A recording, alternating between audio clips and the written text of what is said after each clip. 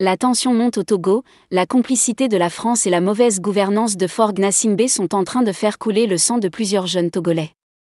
Le 27 juin 2025, un post alarmant sur X rapporte la découverte de 3 corps sans vie dans la lagune 4 de Lomé, des témoins accusant les milices du régime d'avoir pourchassé des manifestants jusque dans les eaux d'Adakpamé.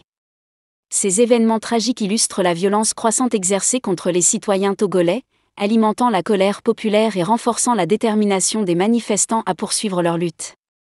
Les griefs contre Faure Gnassingbé, une gouvernance en crise. Les raisons de la colère populaire sont multiples. Outre les réformes constitutionnelles, le régime de Faure Gnassingbé est accusé de mauvaise gouvernance, de répression systématique et d'indifférence face à la crise économique. L'augmentation des prix de l'électricité et des produits de première nécessité a exacerbé les difficultés économiques des Togolais, dont beaucoup vivent dans la pauvreté. Ulf Laessing, de la Konrad Adenauer Foundation, note que la hausse des prix de l'électricité a été le déclencheur des récentes protestations, mais que celle-ci cible plus largement le régime dynastique des Gnassingbé, en place depuis 58 ans. Depuis des décennies, le Togo est le théâtre d'une lutte acharnée entre un peuple aspirant à la démocratie et un régime dynastique qui s'accroche au pouvoir avec une poigne de fer. La famille Gnassingbé, au pouvoir depuis 1967, incarne une gouvernance marquée par la répression, la corruption et l'absence de réformes significatives. Alors que les manifestations populaires gagnent en intensité, la France, ancienne puissance coloniale, est pointée du doigt pour son rôle ambigu, voire complice, dans le maintien de ce régime autoritaire. Ce texte explore en profondeur les dynamiques des manifestations au Togo, les griefs contre Faure Gnassingbé et la responsabilité de la France dans cette crise politique et humanitaire. Une dynastie au pouvoir, l'héritage des Gnassingbé. Le Togo, petit pays d'Afrique de l'Ouest, est dirigé par la famille Gnassingbé depuis plus d'un demi-siècle. Tout commence en 1967, lorsque Gnassingbé Eyadema, père de l'actuel président, s'empare du pouvoir par un coup d'État. Pendant 38 ans, Eyadema gouverne le Togo d'une main de fer, s'appuyant sur l'armée, la répression des opposants et des élections entachées d'irrégularités. À sa mort en 2005, son fils, Faure Gnassingbé, est propulsé au pouvoir avec le soutien de l'élite militaire, marquant la continuation d'une dynastie qui ne tolère aucune contestation sérieuse. En mai 2025, Faure Gnassingbé consolide encore davantage son emprise en obtenant le titre de « président du Conseil des ministres », un poste sans limite de mandat, grâce à une réforme constitutionnelle controversée qualifiée de « coup d'État constitutionnel » par l'opposition. Cette manœuvre permet à Gnassingbé de contourner les limites de mandat présidentiel et de s'assurer un pouvoir quasi illimité. Cette décision a déclenché une vague de protestations dans la capitale, Lomé, et dans d'autres villes, où des citoyens, en particulier les jeunes, dénoncent un régime qui étouffe leurs aspirations à une gouvernance démocratique et équitable. Les manifestations, un cri de désespoir face à l'oppression. Depuis le début du mois de juin 2025, le Togo est secoué par une série de manifestations d'une ampleur sans précédent. Les citoyens, menés par des coalitions comme « Touche pas à ma constitution » et soutenus par des partis d'opposition tels que l'Alliance nationale pour le changement, ANC, et les Forces démocratiques pour la République, FDR, descendent dans les rues pour exiger la démission de Faure Gnassingbé. Les revendications sont claires. La fin de la dynastie Gnassingbé, la libération des prisonniers politiques et des réformes pour restaurer le pouvoir d'achat et garantir des élections libres.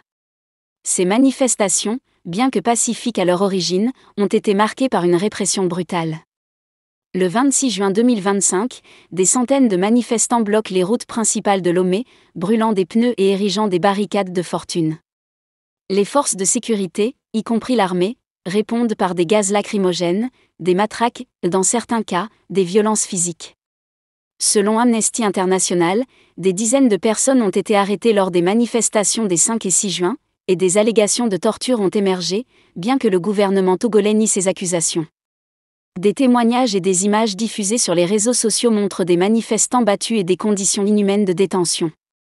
Le 27 juin 2025, un post alarmant sur X rapporte la découverte de 3 corps sans vie dans la lagune 4 de Lomé, des témoins accusant les milices du régime d'avoir pourchassé des manifestants jusque dans les eaux d'Adakpamé. Ces événements tragiques illustrent la violence croissante exercée contre les citoyens togolais, alimentant la colère populaire et renforçant la détermination des manifestants à poursuivre leur lutte. Les griefs contre Faure Gnassingbé, une gouvernance en crise. Les raisons de la colère populaire sont multiples. Outre les réformes constitutionnelles, le régime de Faure Gnassingbé est accusé de mauvaise gouvernance, de répression systématique et d'indifférence face à la crise économique. L'augmentation des prix de l'électricité et des produits de première nécessité a exacerbé les difficultés économiques des Togolais, dont beaucoup vivent dans la pauvreté.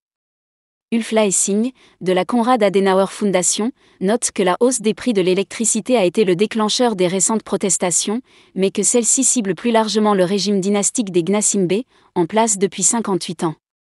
La répression des voix dissidentes est également un point de friction majeur. L'arrestation du rappeur Amron, le 26 mai 2025, pour avoir appelé à manifester contre le président à l'occasion de son anniversaire, a suscité une vague d'indignation. Bien que libéré par la suite, cet incident a galvanisé la société civile, avec des figures comme Zaga Bambo, Farida Nabourema et Ferdinand Haïté appelant à une mobilisation accrue.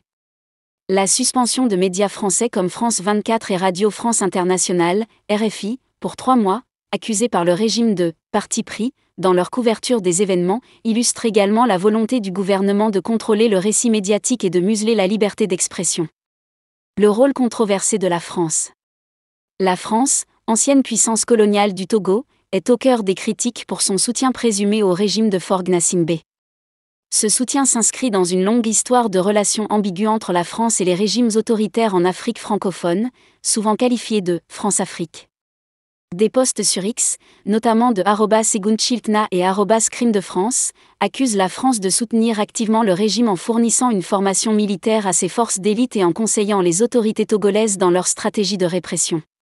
Bien que ces allégations ne soient pas officiellement confirmées, elles reflètent un sentiment répandu parmi les Togolais, en particulier au sein de la diaspora, qui voit la France comme un acteur clé dans la pérennisation du régime. Historiquement, la France a maintenu des relations étroites avec le régime Gnassingbé. Sous Eyadema, le Togo était un allié stratégique dans la région, et cette relation s'est poursuivie sous Faure. Des visites officielles, comme celle de Gnassingbé à l'Élysée en 2021, témoignent de cette proximité. La France a également des intérêts économiques au Togo, notamment dans le secteur du phosphate, une ressource clé pour l'économie togolaise. Cependant, cette relation est perçue par beaucoup comme une entrave à la démocratisation du pays, la France étant accusée de fermer les yeux sur les abus des droits humains pour préserver ses intérêts géopolitiques et économiques. Le 16 juin 2025, la Haute Autorité de l'Audiovisuel et de la Communication, HAC, togolaise suspend France 24 et RFI, invoquant des reportages biaisés qui nuiraient à l'image du pays. Cette décision, dénoncée par le Comité pour la protection des journalistes, CPJ, intervient dans un contexte de tensions politiques accrues et soulève des questions sur l'influence de la France sur le contrôle de l'information au Togo.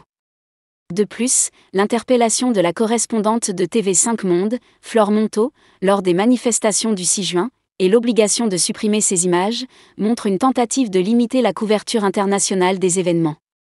La diaspora togolaise et la mobilisation internationale. La diaspora togolaise, particulièrement active en Europe, joue un rôle crucial dans la sensibilisation à la crise. Le 21 juin 2025, des Togolais résidant en Allemagne se réunissent à Brême pour dénoncer la gouvernance de Gnassingbé et exiger la libération des prisonniers politiques.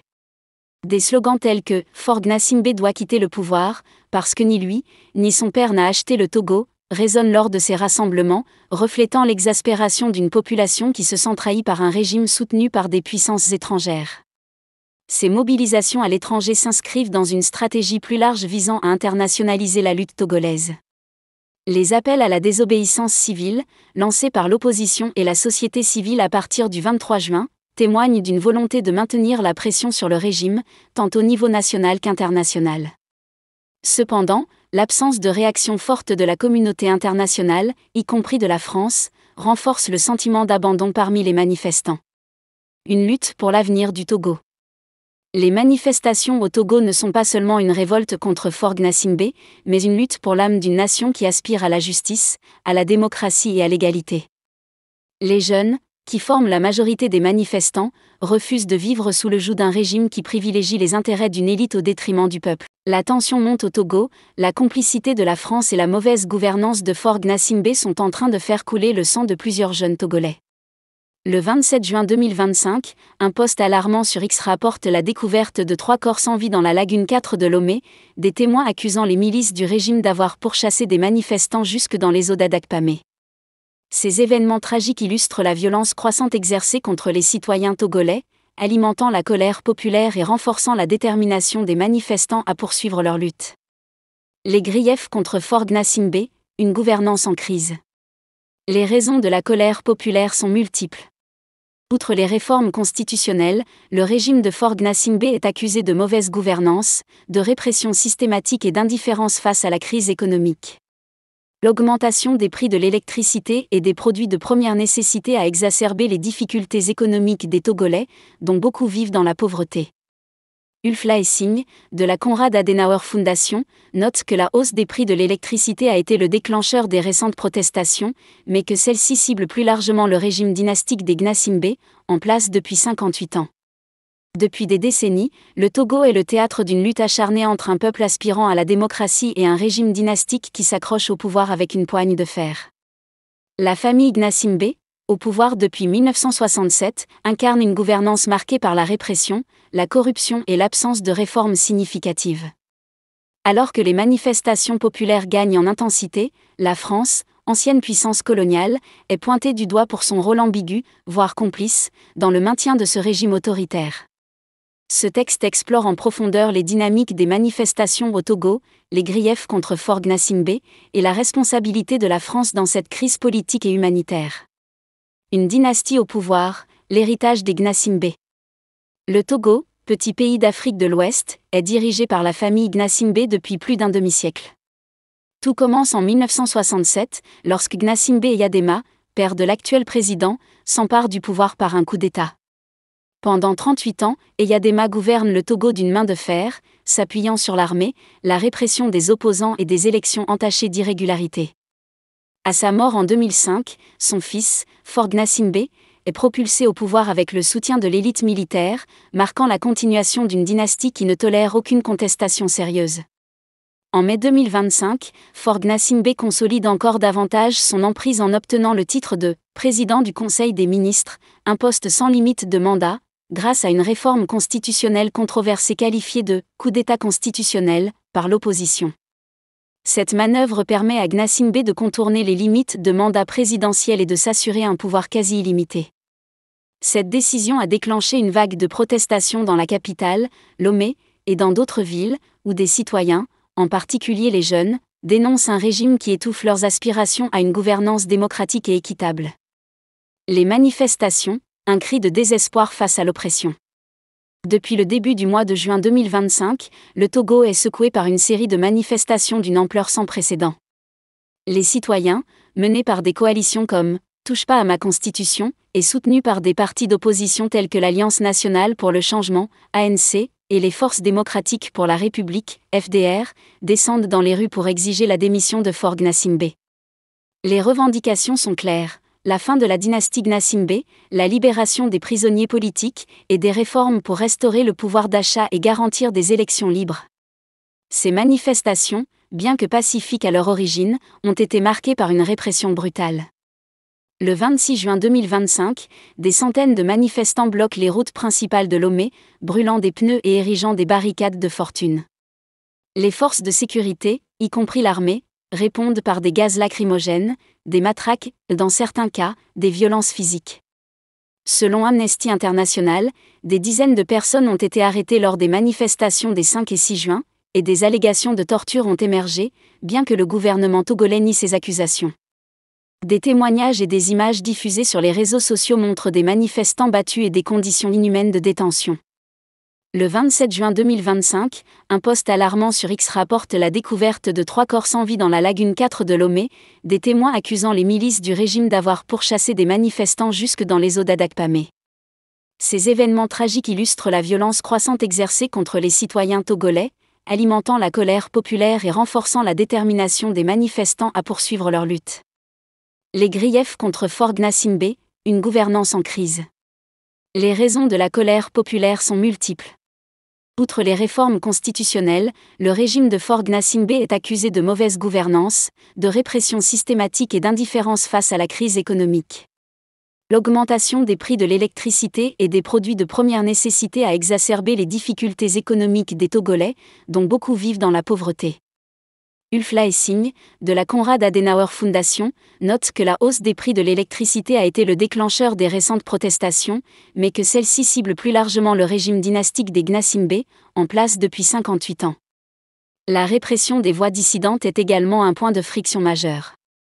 L'arrestation du rappeur Amron, le 26 mai 2025, pour avoir appelé à manifester contre le président à l'occasion de son anniversaire, a suscité une vague d'indignation. Bien que libéré par la suite, cet incident a galvanisé la société civile, avec des figures comme Zaga Bambo, Farida Nabourema et Ferdinand Haïté appelant à une mobilisation accrue.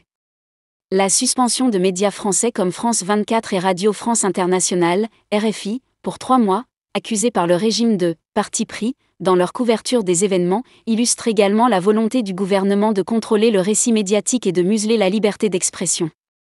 Le rôle controversé de la France. La France, ancienne puissance coloniale du Togo, est au cœur des critiques pour son soutien présumé au régime de Faure Gnassingbé. Ce soutien s'inscrit dans une longue histoire de relations ambiguës entre la France